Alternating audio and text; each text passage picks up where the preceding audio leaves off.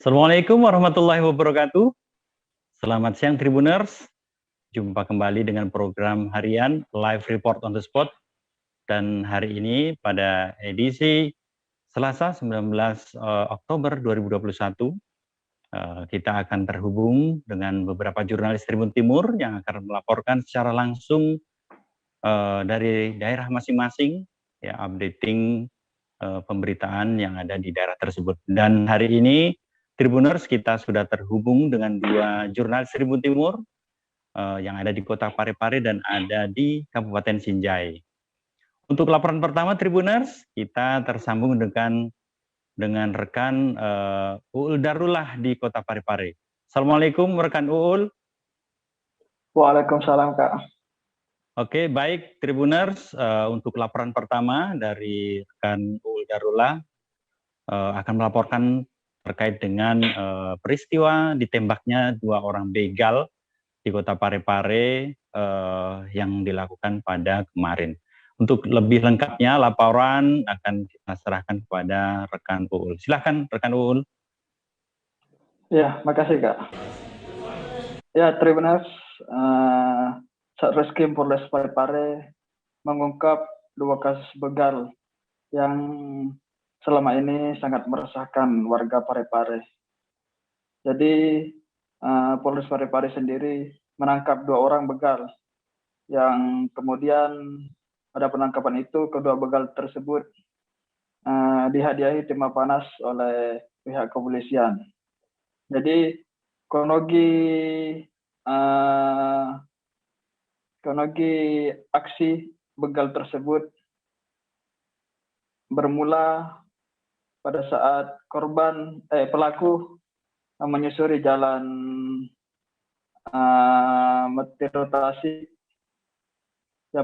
Kelurahan Capak Galung, Kecamatan Ujung, Bajigi Barat. Dia di sana membegal salah satu anak kecil, ya, ada anak kecil di sana yang sementara main HP di pinggir jalan. Kemudian begal tersebut merampas dengan menodongkan parang terhadap anak tersebut. Lantas demikian, anak tersebut tentu ketakutan dengan ancaman begal tersebut. Jadi begal yang beraksi di Jalan Matirtas ini atas nama Katung, ya. Jadi Katung ini umurnya 36 tahun. Dia merupakan warga Jalan Peraja, Kelurahan Tuncung, Kecamatan Mewah, Kabupaten Nrekang, Sulawesi Selatan. Kemudian pelaku berikutnya yaitu atas nama Adi Pratama. Adi Pratama ini berusia 28 tahun. Dia juga merupakan warga Marwangi, Kabupaten Nrekang. Jadi kedua begal ini sama-sama dari Kabupaten Nrekang. Terus Adi melakukan aksinya di tempat yang berbeda, tidak bersamaan dengan yang pertama, dengan si Katung. Adi melakukan aksinya di Jalan Gelora Mandiri. Jadi Adi melancarkan aksinya dengan modus dia berpura-pura bertanya jalan di area Jalan Gelora Mandiri. Kemudian Adi merampas HP target dan kemudian kabur menggunakan sepeda motor. Dan maka dari itulah warga melaporkan adanya kasus tersebut. Iya, sekian Kak. Baik, rekan Uul, terkait dengan korban, ya, mungkin ada barang atau selain tadi sebutkan HP, selain HP apalagi yang dirampas oleh dua pembegal ini? Ya, sejauh ini dari laporan kepolisian dan hasil interogasi, kedua pelaku ini menyasar smartphone milik korban. Jadi dia itu mencamret HP. Mungkin itu yang dirasa mudah untuk disasar, ya, mereka menjamret HP tersebut. Baik rekan Uul, terkait dengan korban sendiri sampai hari ini bagaimana kondisinya, terus kemudian untuk pelaku apakah ada ancaman hukuman dengan berdasarkan undang-undang hukum pidana? Ya, kalau terkait korban sendiri dari laporan kepolisian, korban yang luka karena kena badi ya, dan sementara saat ini ya pemulihan. Untuk sementara pelaku saat ini ditahan di Mapolres Parepare. Jadi pelaku tersebut ditahan di Mapolres Parepare dengan kondisi kaki kanan tertembak atau bocor. Jadi kaki kanannya itu bocor. Oke, baik, Tribuners. Ya, silahkan, Uul. Iya, terus kedua pelaku dijerat pasal 365 KUHP dengan ancaman hukuman penjara paling lama 12 tahun. Jadi diinformasikan kembali kepada Tribuners bahwasanya Katung ini merupakan residivis yang telah 2 kali masuk penjara. Yang pertama, dia masuk penjara dengan kasus penganiayaan, dan yang kedua kasus narkoba, kemudian yang ketiga kasus jambret. Iya.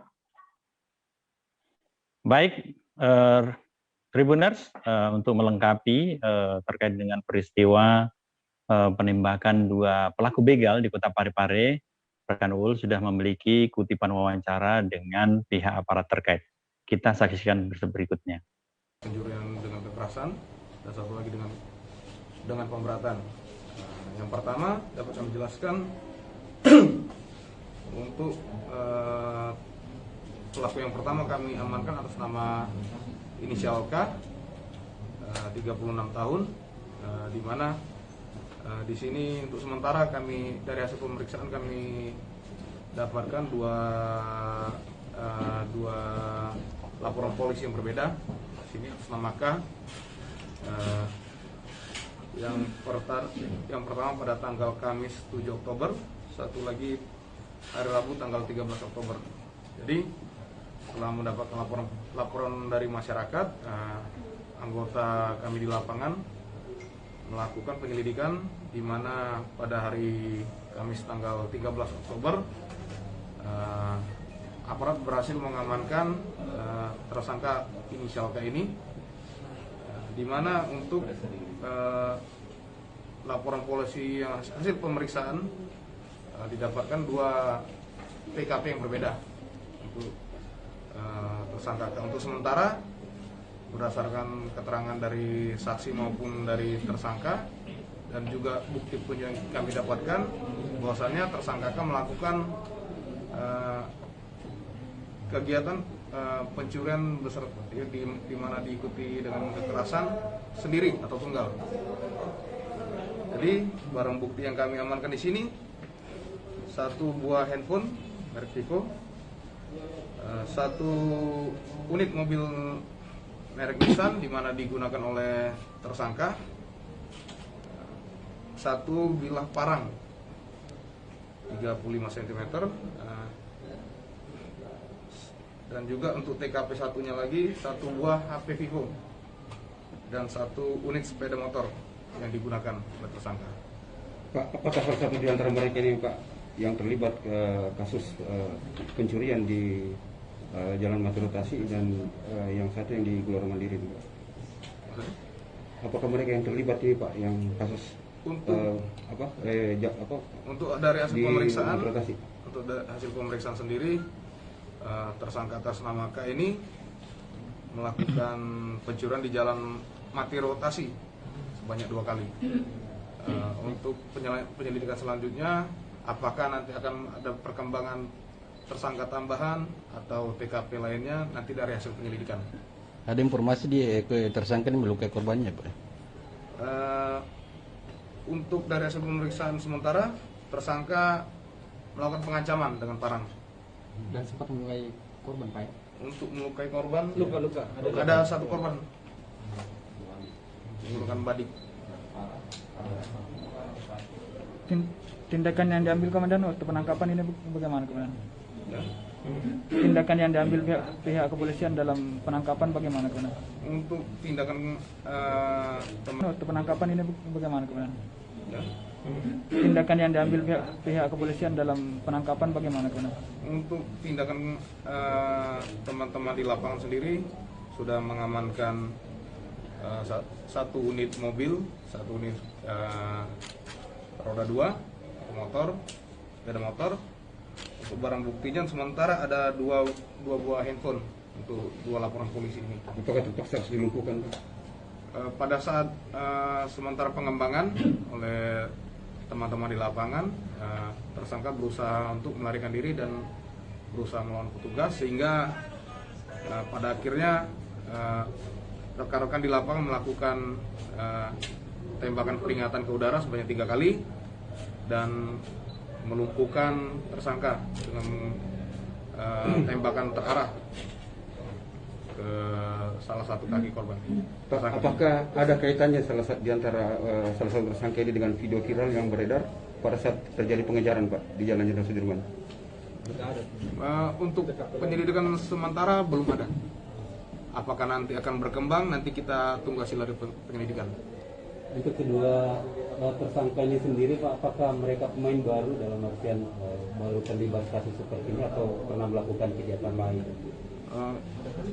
Kalau untuk tersangka inisial K ini, dari pengungkapan dari teman-teman di lapangan sebanyak 2 kali.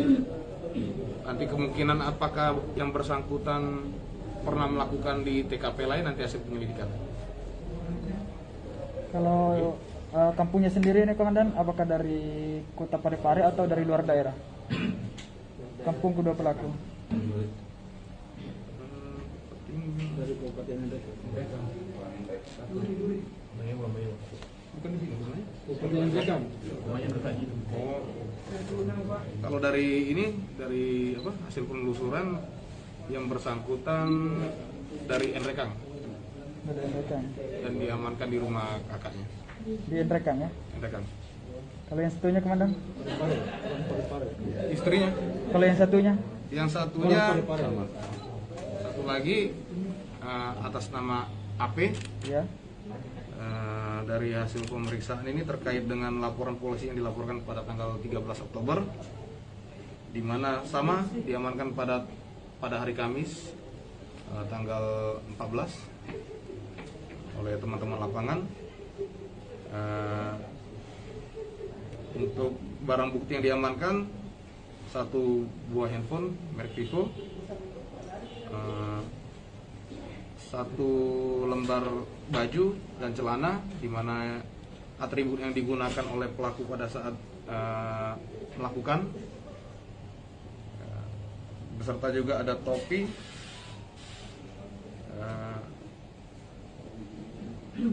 untuk tersangka. Tribuners, demikian tadi kutipan wawancara dengan pihak aparat dari Polres Kota Parepare. Mungkin bisa disebutkan terkait dengan kutipan wawancara yang sudah dilakukan rekan Uul. Iya, Tribuners, itu tadi hasil wawancara dengan Kasat Reskrim Polres Parepare. Jadi pelaku ini melakukan aksinya di Parepare sudah beberapa kali, seperti yang dilakukan oleh si Katung ini. Dia sudah beraksi 2 kali di Parepare, sementara si Adi baru terlapor 1 kali. Jadi kedua pelaku ini merupakan kasus pelaporan dari masyarakat yang berbeda. Jadi mereka itu tidak berkelompok, mereka itu melakukan aksinya masing-masing. Jadi pada saat polisi melakukan pengembangan kasus, namun kedua pelaku tersebut melakukan perlawanan terhadap petugas kepolisian, sehingga kepolisian sendiri memberikan tembakan peringatan ke udara sebanyak 3 kali, kemudian tidak dihiraukan sehingga polisi melumpuhkan, memberikan tembakan terukur terhadap kedua pelaku tersebut. Ya, sekian Tribuners. Baik, rekan Ul, terima kasih banyak atas laporannya dan selamat kembali menjalankan aktivitas. Tribuners, demikian tadi laporan langsung dari Kota Parepare terkait dengan ditembaknya 2 orang pelaku begal yang melakukan aksinya pada Senin 18 Oktober 2021 lalu. Mungkin ada pembelajaran di sini untuk Tribuners bagi ibu orang tua yang memiliki anak-anak kecil, sebaiknya tidak memberikan smartphone dan tidak membiarkan smartphone di jalanan karena akan menjadi kesempatan pelaku-pelaku untuk melakukan aksi tindak pidana di pinggir jalan. Oke Tribuners, berikutnya kita akan mendengarkan langsung laporan dari rekan Samsul Bahri dari Kabupaten Sinjai. Namun setelah pariwara berikut ini, jangan lupa dan kita akan kembali segera.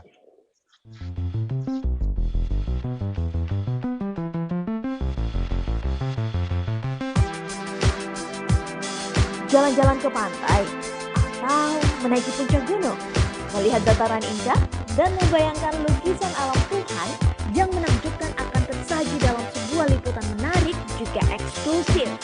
Ikuti perjalanan saya menuju destinasi paling epik di Sulawesi Selatan, hanya di Wisata Virtual Tribuners.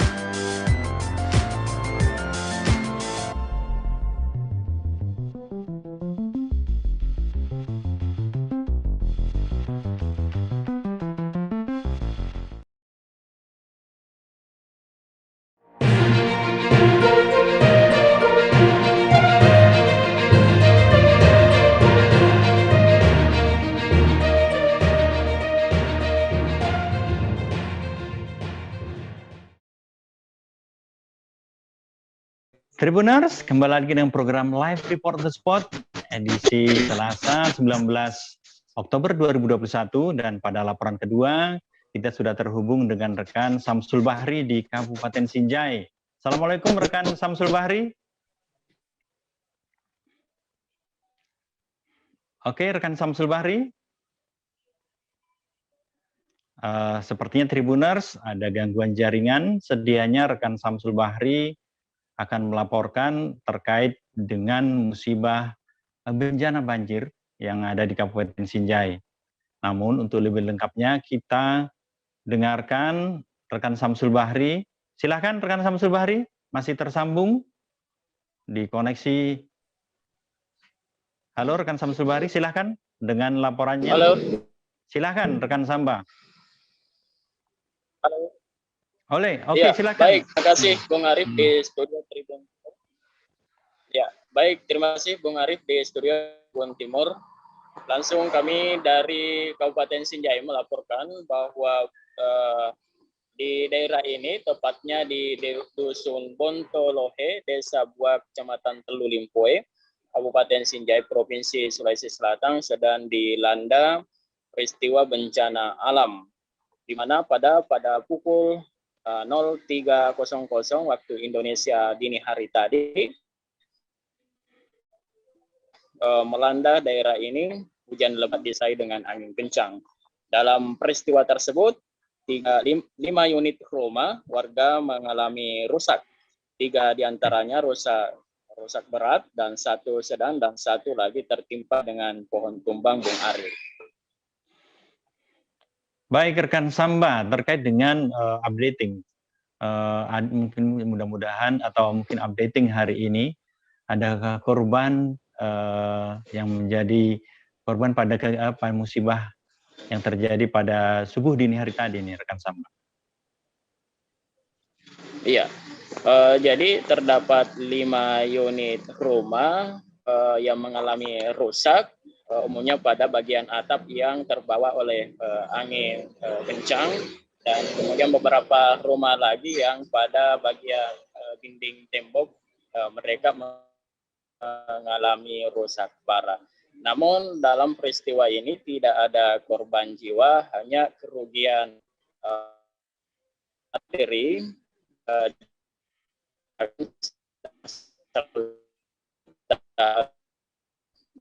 yang permanen atap Bung Arif. Baik rekan Samba, terkait dengan kondisi korban musibah bencana ini mungkin bisa dikatakan juga dengan angin puting beliung sepertinya ya, rekan Samba, karena beberapa rumah roboh. Bagaimana kondisinya sehari ini dan di mana mereka untuk sementara akan tinggal ini rekan Samba? Ya, perlu kami sampaikan bahwa rumah-rumah tersebut tidak hancur keseluruhan, sehingga masih tersisa beberapa bagian-bagian rumah yang tetap dapat ditempati masyarakat. Namun yang terparah itu rata-rata adalah bagian dari atap dan dinding yang terkena pohon tumbang dan terdampak dengan angin kencang Bung Arif. Dan selain itu sebetulnya dalam kejadian ini terdapat juga peristiwa seorang nelayan masih dalam wilayah perairan desa itu, tempatnya berada di Teluk Bone Selatan. Juga seorang nelayan tersebut dilanda dengan badai sehingga nyaris saja tenggelam bersama perahunya. Ada sekitar 17 jam mereka terombang-ambing di laut, dan kemudian pagi tadi dapat dipastikan bahwa nelayan tersebut bernama Bedu kemudian dapat selamat setelah masyarakat setempat berusaha melakukan penyelam di daerah perairan tersebut. Jadi Bung Arif, masih satu bagian rangkaian peristiwa tersebut di darat wilayah Desa Bua dengan badai yang melanda seorang nelayan di desa tersebut. Dan hari ini masyarakat sedang membenahi tim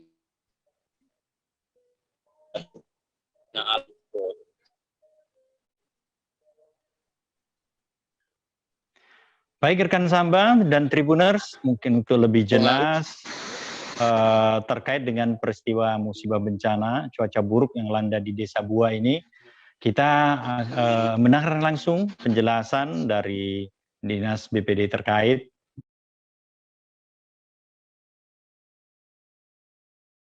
Oke siap, rekan Samba, terkait dengan langkah yang dilakukan oleh pihak BPBD seperti apa rekan Samba? Oke Tribuners, berhubung adanya gangguan jaringan dengan jurnalis kami yang ada di Kabupaten Sinjai, demikian laporan kami pada hari ini pada edisi Live Report on the Spot, edisi Selasa 19 Oktober 2021. Tribuners, selalu simak YouTube Tribun Timur dan juga Facebook Tribun Timur Berita Online untuk mendapatkan laporan-laporan langsung Live Report on the Spot setiap harinya. Saya Arifudin Usman undur diri. Assalamualaikum warahmatullahi wabarakatuh.